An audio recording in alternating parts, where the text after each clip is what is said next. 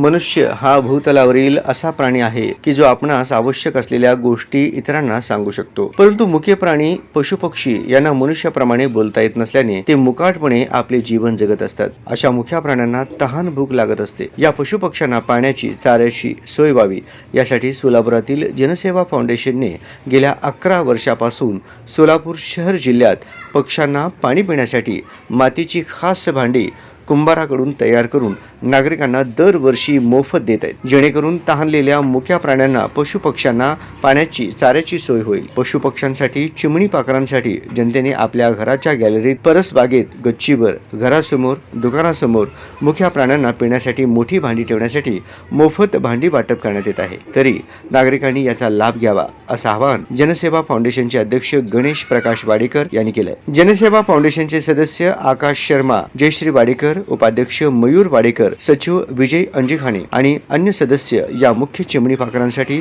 जनावरांसाठी अहोरात्र झटत असल्याचे गणेश वाडेकर यांनी सांगितले. मी गणेश प्रकाश वाडेकर, जनसेवा फाउंडेशनच्या अध्यक्ष. दरवर्षीप्रमाणे यंदा मी पक्षीचे भांडी वाटप करत आहे. पाण्याचे दरवर्षी फ्री वाटप करतोय. यंदा मी या फ्री वाटपच आहे भांडे पक्षीचे. सर्वांनी या पक्षीचे भांड्याचे लाभ घ्यावे. हे 10 वर्ष झाले पूर्ण. आपलं उद्देश काय एवढंच आहे बाबा, हे प्राणी मुक्या प्राण्या जनावरांना भांडे बाबा पाणी पिता यावं पक्ष्यांना. आणि फक्त पक्ष्यांना देता का आणखीन गायींना, वासरांना, कुत्र्यांना, बैलांसाठी वगैरे? कुत्र्यांसाठी पण तुम्ही व्यवस्था केली? मोठे भांडे वेगळे आहेत. गेल्या किती वर्षापासून आपण हा उपक्रम राबवता? हे 10 वर्ष झाले पूर्ण टोटल आपले उपक्रम चालू आहे.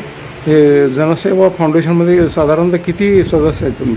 टोटल 7 मेंबर आहेत याच्यामध्ये. बाकी साहेब वेगळी बॉडी आहे परत त्यामध्ये. म्हणजे साधारणतः सोलापूर शहरामध्ये जे कार्यरत आहे का पूर्ण जिल्ह्यात? सोलापूर जिल्ह्यापुरतं बद्दल आहे. तुमचा आशीर्वाद झाला तर पूर्ण आपण गावभर येऊ.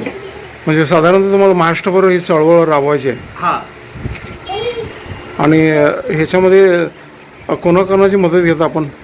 सध्या आम्ही सगळे पोरं मिळून मदत करतोय एकामेकाला.